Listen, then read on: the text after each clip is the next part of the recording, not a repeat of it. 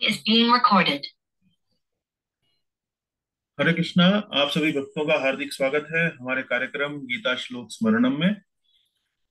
आज हम तीसरे अध्याय के 21वें श्लोक पर चर्चा करेंगे। कुल मिलाकर हमारी ये 29वीं कक्षा है।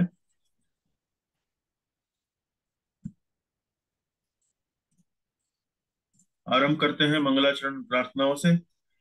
ओम अज्ञानतिमिरान्धस्य ज्ञानञ्जनशलाकया चक्षुरुन्मीलितं येन तस्मै श्रीगुरवे नमः।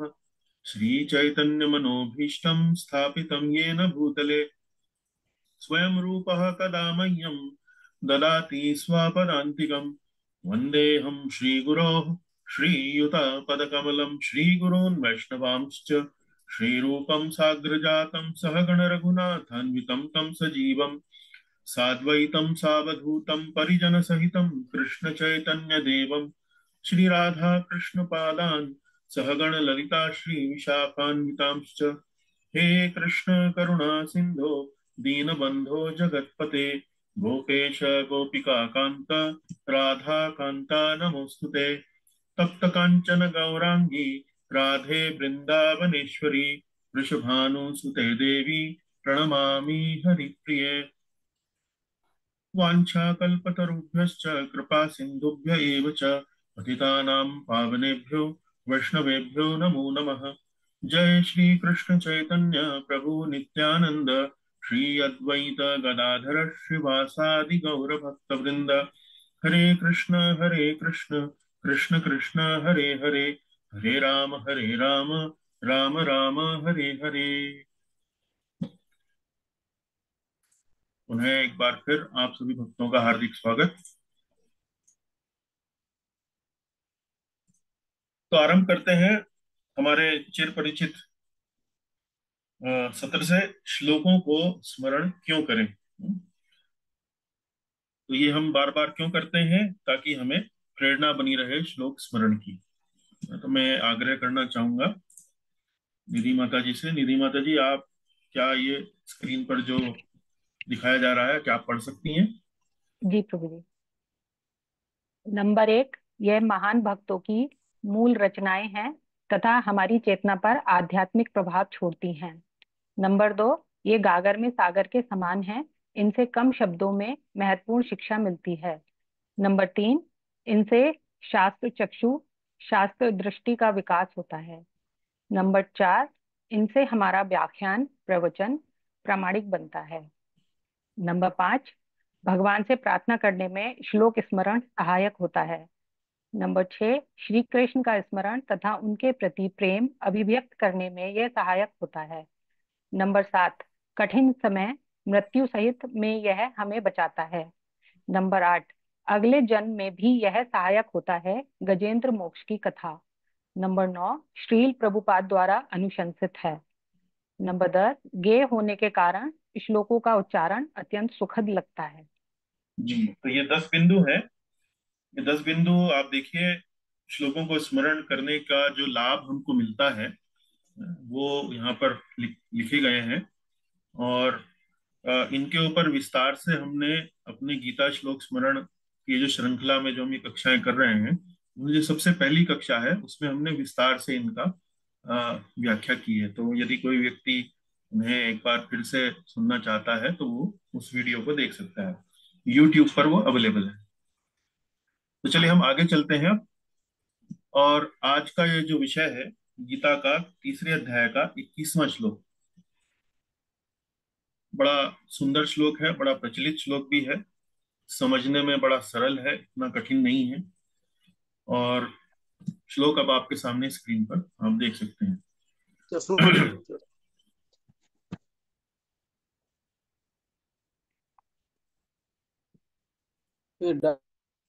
जी, तो हम अब एक बार उच्चारण करेंगे श्लोक का। उसके बाद आप सभी भक्तों से भी आग्रह करेंगे कि उच्चारण करके देखें। श्लोक इस प्रकार है। यद यद आचरति श्रेष्ठ तत्तत् एवेतरो जनः स यत् प्रमाणं कुरुते लोकः तत् अनुवर्तते। स यत् प्रमाणं कुरुते लोकः तत् अनुवर्तते। यत् यत् आचरति श्रेष्ठ तत्तत् जनः स यत् प्रमाणं कुरुते लोकः तदनुवर्तते। लोकः तदनुवर्तते। अनुष्टुप छंद में लिखा हुआ है। आप देख सकते हैं प्रत्येक पंक्ति में 8 अक्षर, 8 वर्ण आपको मिलेंगे, और इससे हमें पता लगता है कि अनुष्टुप छंद है। तो अनुष्टुप छंद आप समझने लगे हैं अभी। मुझे लगता है कि आपको बार बार बताने की आवश्यकता नहीं है। तो पुनः हम सबसे आग्रह करेंगे कि बारी बारी श्लोकों का उच्चारण करें। राकेश प्रभु, आपसे आरंभ करते हैं। जी प्रभु जी, धन्यवाद। हरे कृष्ण। प्रभु जी, तय और दे में कोई फर्क है क्या इसमें संस्कृत में? नहीं, मैंने दरअसल यहाँ यत यत जैसा शब्दार्थ में दिखाया गया है वो लिया है। आप यहाँ पर द भी लगा सकते हैं। जी द के नीचे हलंत करके भी आप लगा सकते हैं। वास्तव में जो मूल श्लोक है उसमें द के अनुसार ही वहां पर लिखा है, पर आप जी। द भी लगा सकते हैं जी। यद यद आचरति श्रेष्ठ तत्तद एवेतरो जनः स यत् प्रमाणं कुरुते लोकः तत् अनुवर्तते। अति उत्तम, अति उत्तम, सुंदर उच्चारण, कोई भी दोष नहीं जी। रविंद्र प्रभु, आपसे आगे चलते हैं। जी प्रभु जी। यदि यदि आचरति श्रेष्ठ तत तत एवेतरो जनाः स सत्य प्रमाणम कुरुते लोका ततः अनुवर्तते। हाँ जी, उत्तम। सुमन माता जी भी अब उपलब्ध हैं हाँ आपके साथ। जी जी, जी माता जी, आप भी उच्चारण कीजिए। जी प्रभु जी। यत यत आचरति श्रेष्ठः तत तत एवेतरो जनः स यत् प्रमाणम कुरुते लोकः तत् अनुवर्तते। उत्तम, उत्तम जी। अब आईफोन के नाम से स्क्रीन पर मैं किसी को देख सकता हूँ, मुझे पता नहीं कि कौन से भक्त हैं। तो आईफोन के नाम से जिन्होंने साइन किया है वो भी उच्चारण करना चाहें तो कर सकते हैं।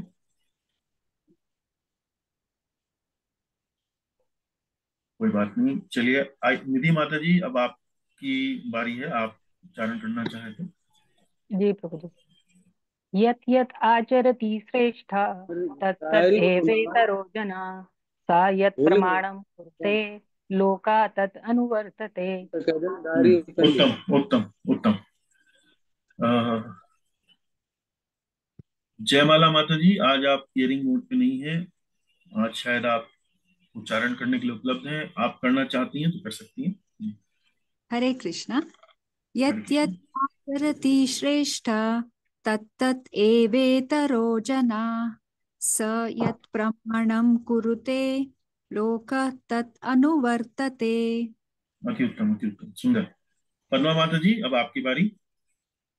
जय जय श्री राधे कृष्णा। गुरु जी प्रणाम। प्रणाम माता जी। यत् यत् अवरति श्रेष्ठा तत्तत् एवेतरो जनः सः यत् प्रमाणं कुरुते लोका तत् अनुवर्तते। उत्तम, उत्तम जी। मनीष जी, आपकी बारी। हरे कृष्णा प्रभु। हरे यत् कृष्णा। यत् आचरति श्रेष्ठा तत्तत् एवेतरो जनः स यत् प्रमाणं कुरुते लोक तत् अनुवर्तते। जी, सुंदर। जीवन प्रभु जी। हरे कृष्णा प्रभु जी। हरे कृष्णा। यत् यत् आचरति श्रेष्ठः तत्तत् एवेतरो जनः स यत् प्रमाणं कुरुते लोक तत् अनुवर्तते। अति उत्तम, अति उत्तम। सुबोध प्रभु। जी प्रभु। हरे कृष्णा प्रभु जी। हरे कृष्णा जी। यत् यति आचरति श्रेष्ठ तत् तत् एवेतरो जना स यत् प्रमाणं कुरुते लोक तत् अनुवर्तते। अति उत्तम, सुंदर। रीटा माता जी। हरे कृष्णा प्रभु जी। सादर प्रणाम। सादर प्रणाम जी। यत् यत् आचरति श्रेष्ठः तत्तत् एवेतरो जनाः स यत् प्रमाणं कुरुते लोका तत् अनुवर्तते। उत्तम, उत्तम, सुंदर माता जी। रजनीश हरे प्रभु जी। कृष्ण। हरे कृष्ण। हरे कृष्ण। हरे कृष्ण। यच्यताचरति श्रेष्ठा तत्ततीवेतरो जनः स यत्परमानं कुरुते लोकः तत् अनुवर्तते। जी, बहुत बढ़िया, सुंदर, उत्तम। चलिए अब हम इसके शब्दों के अर्थ पर आएंगे। एक दो चीजें मैं आपको बताना चाहूंगा। जब आप इस श्लोक को मूल संस्कृत में जब आप पढ़ेंगे, पुस्तकों में जब आप देखेंगे, तो आप थोड़ा बहुत अंतर यहाँ देखेंगे। जैसे श्रेष्ठ, हमने यहाँ श्रेष्ठ करके लिखा है, लेकिन जब यहाँ श्रेष्ठ और तत्त के साथ जब इसकी संधि होगी तो वो श्रेष्ठस, यहाँ पर आधा स लग जाता है। उसी प्रकार यहाँ पर भी लोकः तत्, तो यहाँ लोकस आधा स यहाँ पर लग जाएगा। तो इस तरह से ये छोटी मोटी जो संधि के कारण जो अलग से जो इसका उच्चारण होता है, तो उस पर थोड़ा सा आप ध्यान दे सकते हैं। पर यहाँ सरल बनाने के कारण मैंने इसको इस प्रकार से लिखा है। अब हम शब्दों के अर्थ पर आते हैं। शब्दों के अर्थ पर देखिए, बार एक एक करके हम चलेंगे। यत यत, यत यत जैसे जो जो, जिस जिस तरह का, इस तरह से भी ले सकते हैं आप। आचरति, आचरति अर्थात आचरण करता है, आचरण अर्थात व्यवहार। और श्रेष्ठ, श्रेष्ठ अर्थात श्रेष्ठ व्यक्ति, श्रेष्ठ व्यक्ति अर्थात जो महापुरुष हैं, जो समाज में नेतृत्व का कार्य करते हैं, नेता के गुण होते हैं, उनमें नेतृत्व के गुण होते हैं, तो ऐसे व्यक्तियों को यहाँ श्रेष्ठ कहा गया है। तो यत यत आचरति श्रेष्ठ, जिस जिस प्रकार का आचरण करता है श्रेष्ठ व्यक्ति, तत् तत्, जैसे यत यत फिर तत् तत्, जैसा जैसा वैसा वैसा, जैसा जैसा आचरण श्रेष्ठ व्यक्ति करता है, तत् तत् वैसा वैसा, वैसा वैसा, एवे एवे तरो, एवे तरो। अब यहाँ पर देखिए, यहाँ संधि है। एवे तरो संधि किन किन शब्दों की है? इव और इतरा। इतरा, इतरा मतलब अन्य, अन्य मतलब बाकी के जो लोग हैं, जैसा जैसा श्रेष्ठ व्यक्ति आचरण करता है, बाकी के जो लोग हैं, अन्य जो लोग हैं। एव, एव मतलब, एव मतलब निश्चित रूप से, निश्चित रूप मतलब ये एक एक प्रकार का, जैसे हम बोलते हैं ना, हम आम वो वह व्यक्ति आम खाता है। एक तो शब्द हो, एक तो वाक्य हो गया, वह व्यक्ति आम खाता है। फिर हम इसमें थोड़ा सा इसको, इस पर बल डालने के लिए हम कैसे कहेंगे? वह व्यक्ति आम ही खाता है, आम ही खाता है मतलब निश्चित रूप से वह आम ही खाएगा। तो एव, एव जो है वो जैसे हम हिंदी में बोलते हैं ही, उस प्रकार से निश्चित ही, एव। और इतरा, वैसा वैसा आचरण अन्य जन करते ही हैं, तो इस तरह से आप ले सकते हैं। वैसा वैसा ही सामान्य, सामान्य मतलब अन्य, अन्य लोग जो हैं, जो साधारण व्यक्ति हैं, जो एक प्रकार से जिनमें नेतृत्व के गुण संभवतः इतनी अधिक मात्रा में नहीं है, तो ऐसे अन्य सामान्य जन के लिए, सामान्य जन, जन मतलब व्यक्ति। तो पहली दो पंक्तियों से क्या भाव निकल के आ रहा है? जैसा जैसा आचरण श्रेष्ठ व्यक्ति करते हैं, वैसा वैसा ही सामान्य व्यक्ति करते हैं। ये हाँ करते हैं अलग से नहीं है, लेकिन वैसा वैसा ही सामान्य व्यक्ति करने लगते हैं या उनका अनुसरण करते हैं। उसके बाद अगली पंक्ति देखेंगे, स, वह। अब ये वह किसके लिए आ रहा है? ये वह आ रहा है श्रेष्ठ व्यक्ति के लिए, जो लीडर है, जो नेता है। वह यत प्रमाणम, यत प्रमाणम, प्रमाण शब्द आया है यहाँ पर। अब प्रमाण शब्द को यहाँ पर आप दो तरीके से इसकी व्याख्या कर सकते हैं। जैसे एक तो आप कह सकते हैं उदाहरण, जैसे जैसा वह अपने आचरण से उदाहरण प्रस्तुत करता है, वैसा वैसा, जैसा जैसा वह आचरण करता है उसका उदाहरण, उसका एग्जाम्पल लेकर। और दूसरा प्रमाण शब्द का अर्थ आप यहाँ पर शास्त्र प्रमाण भी आप यहाँ पर मान सकते हैं कि श्रेष्ठ व्यक्ति से आशा की जाती है कि वह शास्त्र के अनुसार अपना आचरण करे। तो प्रमाण को आप यहाँ शास्त्र वाक्य या शास्त्र के अनुसार, उस प्रकार से भी आप इसको यहाँ पर समझ सकते हैं। वह जो उदाहरण या वह जो प्रमाण कुरुते, कुरुते अर्थात प्रस्तुत करता है। तो दो तरीके से आप इसकी व्याख्या कर सकते हैं, वह जो उदाहरण प्रस्तुत करता है या वह जो प्रमाण प्रस्तुत करता है। शास्त्रों में भी बहुत सारी बातें लिखी हैं, तो शास्त्रों में किस प्रकार का प्रमाण वो अपने जीवन में अपनाता है, किसको वह आगे ले जाता है, वह जो उदाहरण प्रस्तुत करता है, लोकः, लोकः मतलब समस्त लोग, बाकी सारी जनता, सारा संसार, तत् उसका, अनुवर्तते, अनुवर्तते मतलब अनुसरण करता है। तो यहाँ पर हम इस श्लोक के माध्यम से देख सकते हैं कि श्रेष्ठ व्यक्ति, महापुरुष जिस प्रकार का आचरण करते हैं, जैसा जैसा आचरण करते हैं, वैसा वैसा ही सामान्य व्यक्ति आचरण करने लगते हैं, वैसा वैसा ही सामान्य व्यक्ति आचरण करने लगते हैं। वह जो उदाहरण प्रस्तुत करता है, सारा संसार उसका अनुसरण करने लगता है। तो आप इस प्रकार के उदाहरण आप देख सकते हैं, जैसे सामान्य रूप से समाज में भी अ, आजकल समाज में जो श्रेष्ठ व्यक्ति की जो परिभाषा है, वास्तव में उसके स्तर में गिरावट आई है। तो श्रेष्ठ व्यक्ति की परिभाषा आज की समाज में किसको माना जाता है? जो धन से बहुत संपन्न है, जिसके पास बहुत सारी क्या नाम नाम है, ख्याति है, जैसे बड़े बड़े फिल्म स्टार हैं, हीरो है, हीरोइन है। तो आप सामान्य रूप से देख सकते हैं कि समाज में लोगों का पहनावा, लोगों का बोलचाल, लोगों का आचरण जो है वैसा होने लगा है जैसा वे सिनेमा में स्क्रीन पर हीरो हीरोइनों को देखते हैं। हीरो हीरोइन जिस प्रकार के कपड़े पहनते हैं, वैसे ही समाज में भी लोग बाग पहनने लगते हैं कि अरे देखो वो भी पहनता है, हम भी पहनेंगे ऐसे ही। तो ये एक बड़ी सामान्य सी एक मनोवैज्ञानिक एक विषय है मानव समाज में, कि मानव समाज में जो व्यक्ति श्रेष्ठ व्यक्ति की, जिसको एक उपाधि प्राप्त है या एक पद प्राप्त है, सामान्य जन जो है, आम जनता जो है, साधारण जनता जो है, उसका उदाहरण के अनुसार वो अपना जीवन उसमें दिखने लगता है। तो ये इसका एक व्याख्या है, शब्दों का अर्थ आपको समझ में आया होगा। अब हम इसका थोड़ा सा हिंदी अनुवाद देखेंगे और हिंदी अनुवाद के साथ हम उसकी संस्कृत को वहां पर प्रस्तुत करेंगे, ताकि आपको और अच्छे से समझ में आए। तो हम आग्रह करेंगे अब, मनीष जी आप पढ़ना चाहेंगे? जी प्रभु। श्रेष्ठ व्यक्ति जो जो आचरण करता है, साधारण व्यक्ति जो कुछ प्रमाण स्वीकार करता है, साधारण लोग भी उसका अनुसरण करते हैं।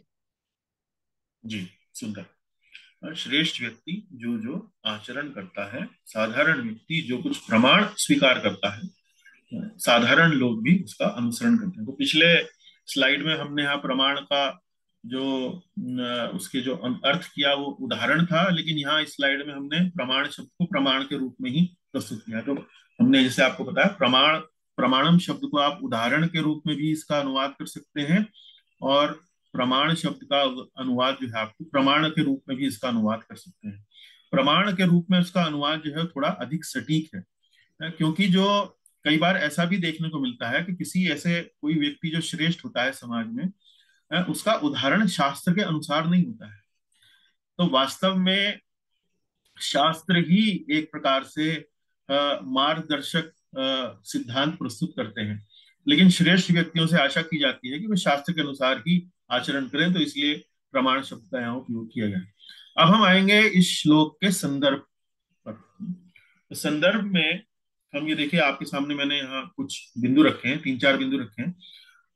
समझना इतना कठिन नहीं है इस श्लोक को। गीता से अलग भी यदि आप इसको किसी सभा में इसका वर्णन करते हैं इस श्लोक का, तो समझना इतना कठिन नहीं होता है। लीड बाय एग्जाम्पल, जैसे अंग्रेजी में बोलते हैं ना, कि अपने आचरण से ही आप आगे ले जाएं। लीड बाय एग्जाम्पल, अपने उदाहरण से ही आप एक प्रकार से समाज में लोगों को उनका नेतृत्व करें। जैसे आचार्य शब्द जो आता है, जो आध्यात्मिक जीवन से जुड़े हुए लोग हैं, वो आचार्य शब्द का बड़ा उपयोग करते हैं। तो आचार्य का मतलब क्या? आचार्य शब्द आया है आचार से। आचार शब्द कहाँ से आया? आचरण से। तो आचरण मतलब, आचार्य मतलब जो अपने आचरण द्वारा लोगों को सिखाता हो। तो ये श्लोक वैसे समझना इतना कठिन नहीं है, सामान्य रूप से भी इसका प्रयोग किया जा सकता है। यहाँ हम गीता के संदर्भ में इसका अर्थ समझने का प्रयास करेंगे। तो गीता में इसका संदर्भ क्या है? अध्याय 1 में अर्जुन युद्ध ना करने के कई कारण प्रस्तुत करता है भगवान के सामने। उसमें एक कारण, जो चौथा कारण वो बताता है, वो कहता है कि यदि मैं युद्ध करूंगा तो परिवारों की जो धार्मिक परंपराएं हैं वे नष्ट हो जाएंगी। धार्मिक परंपराओं से नष्ट कैसे हो जाएंगी? क्योंकि जो परिवार में जो बड़े लोग हैं, जो माता पिता हैं, या जिस प्रकार से जो श्रेष्ठ व्यक्ति हैं, इस युद्ध में चूंकि वे भाग लेंगे, जैसे परिवार में परिवार का मुखिया कोई सैनिक के रूप में यदि वहां भाग लेगा तो उसकी हत्या हो सकती है, उसका वध हो सकता है। तो परिवार जो है वो जो वहां पर परिवार के जो बड़े बुजुर्ग हैं उनकी चूंकि हत्या हो जाएगी या वध वध हो सकता है युद्ध में, तो वो परिवार से समाप्त हो जाएंगे। और परिवार की जो कुल परंपराएं हैं वो इन्हीं लोगों के कारण तो चलती हैं। घर में जो बड़े बुजुर्ग होते हैं वही तो जैसा जैसा कहते हैं वैसा वैसा जो सामान्य परिवार में जो लोग हैं, बच्चे हैं, बालक हैं, वो उसी प्रकार से उनका अनुसरण करते हैं। तो अर्जुन युद्ध का ना करने का कारण ये रहता है कि इसके कारण परंपराएं नष्ट हो जाएंगी, और परंपराओं के नष्ट होने के कारण वास्तव में समाज में बहुत अराजकता फैलेगी। तो भगवान कृष्ण उसी बिंदु का उत्तर देते हैं कि वास्तव में अर्जुन, तुम परंपराओं की चिंता कर रहे हो, लेकिन तुम्हें ये भी ध्यान होना चाहिए कि यदि तुम युद्ध नहीं करोगे तो इससे भी एक बहुत गलत उदाहरण प्रस्तुत होगा। गलत उदाहरण कैसे प्रस्तुत होगा? क्योंकि आप देख रहे हो कि समाज में किस प्रकार दुर्योधन और ये जो कौरव जन हैं, इन्होंने अपने अधार्मिक व्यवहार से कितना यहाँ पर समाज में अराजकता जो है वो फैलाई हुई है। तो उस व्यक्ति को हम कितना समझा चुके हैं, कितना उसको संधि करने की, उसको बदलने के लिए हम प्रेरित कर चुके हैं, लेकिन वो मानता ही नहीं है। उसके जो कुकृत्य हैं वो थमने का नाम ही नहीं ले रहे हैं। तो ऐसे परिस्थिति में यदि हम युद्ध नहीं करेंगे तो इसका एक बड़ा ही गलत उदाहरण, गलत प्रमाण जो है वो समाज में स्थापित होगा। तो हमें वास्तव में ऐसा उदाहरण प्रस्तुत ना हो समाज में धर्म की स्थापना यदि हमें करनी है तो हमें ऐसे परिस्थिति में हिंसा करना अब अनिवार्य हो गया है। तो हमें अब युद्ध करना ही होगा। तो इस तरह से भगवान श्री कृष्ण अर्जुन जो वो चौथा युद्ध ना करने का कारण देते हैं, उसका उत्तर, उसका एक प्रकार से जवाब देने के लिए, उसका उत्तर देने के लिए यहाँ पर इस प्रकार के श्लोक दे रहे हैं। तो अब आप देख सकते हैं 21वें, 22वें, 23वें श्लोकों में इसी प्रकार का यहाँ पर प्रसंग जो है वो चलता है। भगवान स्वयं अपना उदाहरण देते हैं। भगवान कहते हैं कि वो मुझे किसी कर्म करने की आवश्यकता नहीं है, लेकिन यदि मैं कर्म नहीं करूंगा तो इससे वास्तव में एक अच्छा उदाहरण प्रस्तुत नहीं होगा। तो अच्छा उदाहरण प्रस्तुत करने के लिए मुझे अपने नियत कर्म जो है वो करने चाहिए। इसी प्रकार भक्त को भी, एक वैष्णव को भी समाज में एक अच्छा उदाहरण प्रस्तुत करने के लिए नियत कर्म, कर्तव्य कर्मों को करना चाहिए। जैसे हम समझते हैं भक्ति के, जब हम शास्त्र पढ़ते हैं तो हम ये जानते हैं कि वास्तव में भगवान के प्रति जो हमारा कर्तव्य है वो समाज में अन्य लोगों के प्रति जो कर्तव्य है उससे कहीं अधिक श्रेष्ठ है। तो भगवत कर्तव्य लोक कर्तव्य से अधिक श्रेष्ठ है, ऐसा हम श्रीमद् भागवत में और अनेक अनेक ग्रंथों में पढ़ते हैं। लेकिन इसका अर्थ ये नहीं है कि हम अपने लोक कर्तव्यों की बिल्कुल ही तिलांजलि कर दें। कई बार समाज में उदाहरण प्रस्तुत करने के लिए ये कर्म भक्तों को करते रहना चाहिए। तो अगला बिंदु आप देखिए, भगवत भक्त को संसार में रुचि नहीं होती, किंतु जनता को सिखाने के लिए वह कर्म करता है। जनता को सिखाने के लिए वह कर्म करता है। और इसी प्रकार से अगला बिंदु है कि श्री कृष्ण और उनके सखा अर्जुन को युद्ध लड़ने की आवश्यकता नहीं थी। श्री कृष्ण भगवान है, अर्जुन जो है उनका परम भक्त है। तो वास्तव में अर्जुन यदि भगवान की भक्ति करता रहे, भजन कीर्तन अपना करता रहे, तो वास्तव में उसे संसार के कार्यों से कोई रुचि नहीं है, ऐसा कोई विशेष रुचि नहीं है। लेकिन एक भक्त की रुचि किसमें होती है? भक्त की रुचि होती है संसार को छोड़कर हमें तो भगवत धाम, भगवान की सेवा करने के लिए जाना है। लेकिन ऐसा नहीं है कि चूंकि वह संसार में रहता है तो संसार की अवहेलना करता है, किंतु यह सिखाने के लिए कि युद्ध किया जाए। जब सत परामर्श असफल हो जाए तो हिंसा आवश्यक हो जाती है। अर्थात दुर्योधन के साथ कितना परामर्श किया गया, कितना उसको समझाया गया। हालांकि पांडव जन जो थे वो जो राज्य था उसमें 50% भागीदार थे, लेकिन उन्होंने यहाँ तक प्रस्ताव दिया कि हमें मात्र 5 गांव भी दे दिया जाए तो भी हम संतुष्ट हो जाएंगे। किंतु दुर्योधन जैसा उद्दंड, आतताई, असुर किस्म का, असुर प्रकृति का जो व्यक्ति था वो मानने के लिए तैयार ही नहीं था। तो अब ऐसे व्यक्ति को यदि समझाया ना जाए, ऐसे व्यक्ति को यदि अनुशासित ना किया जाए, तो एक समाज में धर्म की स्थापना नहीं की जा सकती, एक अनुशासन की स्थापना नहीं की जा सकती। तो यह सिखाने के लिए कि युद्ध किया, यह सिखाने के लिए युद्ध किया कि जब सत परामर्श असफल हो जाए तो हिंसा आवश्यक हो जाती है। फिर अब और कोई तरीका नहीं है, अब तो हिंसा थोड़ी बहुत करनी पड़ेगी, तभी जाकर ये व्यक्ति लाइन पर आएगा। तो ये तीनों बिंदुओं से आप समझ सकते हैं कि इसका संदर्भ क्या है।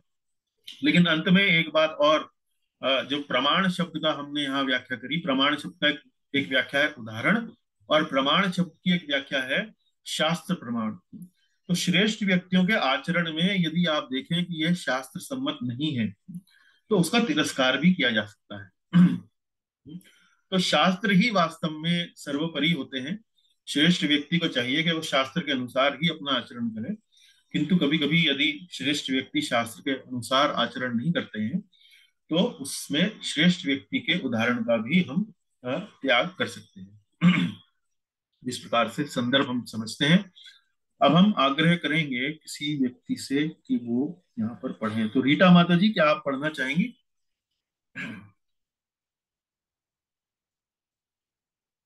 हरे कृष्णा प्रभु जी। जी पढ़ते हूँ प्रभु जी। जी, स्क्रीन पर आप देख सकती हैं, नहीं तो आप पुस्तक से भी पढ़ सकती हैं। हाँ जी। हरे कृष्णा। तात्पर्य श्रील प्रभुपाद जी के द्वारा। श्रील प्रभुपाद जी की जय। सामान्य लोगों को सदैव एक ऐसे नेता की आवश्यकता होती है जो व्यवहारिक आचरण द्वारा जनता को शिक्षा दे सके। यदि नेता स्वयं धूम्रपान करता है तो वह जनता को धूम्रपान बंद करने की शिक्षा नहीं दे सकता। चैतन्य महाप्रभु ने कहा है कि शिक्षा देने से पूर्व शिक्षक को ठीक ठाक आचरण करना चाहिए। जो इस प्रकार शिक्षा देता है वह आचार्य या आदर्श शिक्षक कहलाता है। अतः शिक्षक को चाहिए कि सामान्य जन को शिक्षा देने के लिए स्वयं शास्त्रीय सिद्धांतों का पालन करे।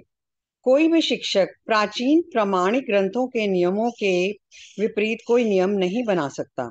मनु संहिता जैसे प्रमाणिक ग्रंथ मानव समाज के लिए अनुसरणीय हैं, आदर्श ग्रंथ हैं। अतः नेता का उपदेश ऐसे आदर्श शास्त्रों के नियमों पर आधारित होना चाहिए। जो व्यक्ति अपनी उन्नति चाहता है उसे महान शिक्षकों द्वारा अभ्यास किए जाने वाले आदर्श नियमों का पालन करना चाहिए। श्रीमद् भागवत भी इसकी पुष्टि करता है कि मनुष्य को महान भक्तों के पद चिन्हों का अनुसरण करना चाहिए और आध्यात्मिक बोध के पथ में प्रगति का यही साधन है। हरे कृष्णा प्रभु जी। धन्यवाद। आगे भी है थोड़ा सा। हाँ। जी। चाहे राजा हो या राज्य का प्रशासन अधिकारी, चाहे पिता हो या शिक्षक, ये सब अबोध जनता के स्वाभाविक नेता माने जाते हैं। इन सब का अपने आश्रितों के प्रति महान उत्तरदायित्व रहता है। अतः इन्हें नैतिक तथा आध्यात्मिक संहिता संबंधी आदर्श ग्रंथों से सुपरिचित होना चाहिए। हरे कृष्णा। हरे कृष्णा माता जी, बहुत बहुत धन्यवाद, बड़ा सुंदर आपका पठन था जी। यहाँ पर देखिए, राजा हो, राज्य का प्रशासन अधिकारी हो, चाहे पिता हो या शिक्षक, ये सब अबोध जनता के स्वाभाविक नेता माने जाते हैं। तो हम भी एक प्रकार से अपने जीवन में, जैसे माता पिता का रोल अदा करते हैं, तो माता पिता के इस रोल में हमें भी अपने बच्चों के सामने, संतान के सामने एक ऐसा आदर्श उदाहरण प्रस्तुत करना चाहिए जिससे उनको भी जीवन में प्रेरणा मिले और वो अपने जीवन में आगे बढ़े। तो हमारे आश्रितों के प्रति महान उत्तरदायित्व रहता है। अतः इन्हें नैतिक तथा आध्यात्मिक संहिता संबंधी आदर्श ग्रंथों से सुपरिचित होना चाहिए। तो केवल माता पिता बन जाने से काम नहीं चलता है। जो भक्ति के जो ग्रंथ हैं या जो इस प्रकार के जो सुंदर आध्यात्मिक ग्रंथ हैं, उनमें जिस प्रकार के आचरणों की संस्तुति की गई है, उनसे परिचित होना चाहिए। उनकी शिक्षा से हमें वास्तव में हमें उनकी जानकारी होना चाहिए, तभी हम आचरण उस प्रकार का कर पाएंगे। चलिए, अब हम अगले पड़ाव पर चलते हैं अपनी कक्षा के, और इसमें हम हिंदी कविता के माध्यम से इस श्लोक को थोड़ा सा सौंदर्य की दृष्टि से थोड़ा सा इसको समझने का प्रयास करेंगे। अब यहाँ पर ये जो कविता है ये सर्वेश्वरीय कृष्णदास प्रभु जी ने लिखी है गीता सुगीता नामक पुस्तक में। उस कविता इस प्रकार है। महापुरुष जे आचरहि जन अनुसरहि सहर्ष, ताकर जीवन सीख ही सकल विश्व आदर्श। ताकर जीवन सीख ही सकल विश्व आदर्श।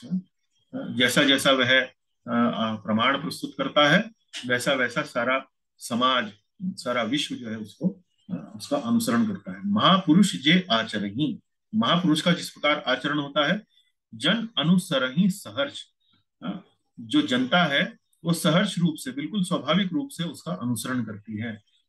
इस तरह से आप देख सकते हैं इस पंक्ति से, इस कविता के माध्यम से कितनी सुंदरता से उसी श्लोक को यहाँ पर हिंदी में कविता के रूप में लिखा गया है।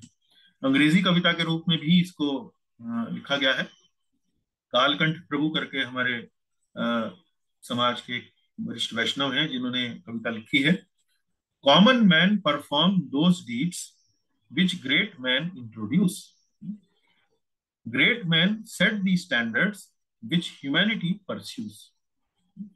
कॉमन मैन अर्थात साधारण जन परफॉर्म दोज डीड्स, उस प्रकार के कार्य करते हैं, विच ग्रेट मैन इंट्रोड्यूस, जिसका उदाहरण ग्रेट मैन महापुरुष प्रस्तुत करते हैं। Great man set the standards, जो महापुरुष हैं वो एक मानक स्टैंडर्ड जो है वो प्रस्तुत करते हैं कि किस प्रकार का आचरण होना चाहिए। विच ह्यूमैनिटी परस्यूज, बाकी जरा मनुष्य समाज है, विश्व समाज है, वो उसको उसका अनुसरण करता है। तो इस तरह से हमने देखा कि कविता के माध्यम से भी अलग अलग लोगों ने इसको इसी भावना को कैसे हिंदी में और अंग्रेजी में प्रस्तुत किया है। तो अंततः वही पुरानी 5-6 बातें हम दोहराएंगे ताकि स्मरण बना रहे, प्रेरणा बनी रहे। हम यदि श्लोकों को स्मरण करने में पारंगत बनना चाहते हैं, श्रेष्ठ बनना चाहते हैं, अच्छा बनना चाहते हैं, तो ये जो तकनीकें 4-5 हम बता रहे हैं उन पर यदि आप ध्यान दें तो बड़ा सरल हो जाएगा श्लोकों का स्मरण करना। तो सबसे पहला बिंदु क्या है? छंद को पहचाने। भगवत गीता में 2 तरह के छंद दिए गए हैं, अनुष्टुप और त्रिष्टुप। अनुष्टुप 8 अक्षर का है और त्रिष्टुप जो है वो 11 अक्षर के हैं। तो यदि हम इन्हें पहचान लेते हैं तो उसी के अनुसार इनका हमें गायन करना चाहिए। शब्दों के अर्थों पर ध्यान दें, उन्हें अपने मस्तिष्क में बैठाएं। शब्दों के अर्थों पर ध्यान दिए बिना श्लोक स्मरण कठिन हो जाता है। केवल तोते के समान संस्कृत रट लेने से संस्कृत रटना वो इतना सरल नहीं होता है, लेकिन जब आपको थोड़ा शब्दों का अर्थ मालूम होता है तो श्लोक स्मरण आसान हो जाता है, सरल हो जाता है। एक एक करके पंक्तियों का स्मरण करें, बार बार दोहराएं। तो एक पंक्ति का उच्चारण शुद्ध हो, अच्छा हो, सुंदर हो, और उसको मस्तिष्क में यदि बैठाना है तो बार बार यदि दोहराएंगे तो वो आपके धीरे धीरे मस्तिष्क में बैठ जाएगा। फिर आप जैसे हिंदी फिल्मों के गाने या किसी फिल्म का गाना जो है आपके मस्तिष्क में बैठ जाता है बार बार दोहराने से, इसी प्रकार से श्लोकों की लय भी जो है वो आपके मन में बैठ जाएगी और याद करना सरल हो जाएगा। श्लोकों का संदर्भ समझें। श्लोकों का संदर्भ समझने से क्या क्या लाभ होंगे? आपका स्वयं आप उसको उसमें जो शिक्षा का तत्व है वो आप समझ पाएंगे। किसी अन्य व्यक्ति को भी यदि आपको समझाना है तो बड़ा अच्छे से आप उसको समझा पाएंगे। तो प्रचार की दृष्टि से और स्वयं अपने आध्यात्मिक कल्याण की दृष्टि से संदर्भ समझना बड़ा ही महत्वपूर्ण है। और ये जो प्रक्रिया है ये यदि आप इसे अपनी दैनिक पूजा अर्चना का भाग बनाएं तो बड़ा ही सरल हो जाएगा। आप बहुत सारे श्लोकों को अपने जीवन में याद कर पाएंगे, स्मरण कर पाएंगे, उन पर चर्चा कर पाएंगे। आपका जीवन तो संवरेगा ही, लेकिन आपके आसपास जो अन्य लोग हैं जो इस श्लोकों का आपके स्मरण करने का लाभ उठाएंगे उनका जीवन भी जो है वो कल्याण होगा उसका।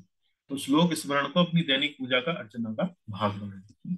तो इस प्रकार से हम कार्यक्रम का समापन करेंगे। आज हमने 21वें श्लोक की व्याख्या करी, स्मरण करने के लिए क्या क्या महत्वपूर्ण है वो सब जाना, तीसरे अध्याय का। अगला जो पढ़ा होगा उसमें हम 27वां श्लोक उस पर चर्चा करेंगे। फिर हमारा 5 श्लोकों की श्रृंखला पूरी हो जाएगी। 69वां दूसरे अध्याय का, 9, 14, 21वां और 27। तो फिर उससे अगली कक्षा में हम कार्यशाला का आयोजन करेंगे। इसी के साथ समापन करते हैं। अंततः श्रीमद् भगवद गीता की जय, श्रील प्रभुपाद जी की जय। तो प्रश्न है आपका, कोई टिप्पणी इत्यादि आप यदि करना चाहें तो अभी मंच आपके लिए उपलब्ध है। बहुत बहुत धन्यवाद। हरे कृष्ण जी। कुछ कहना चाहेंगे?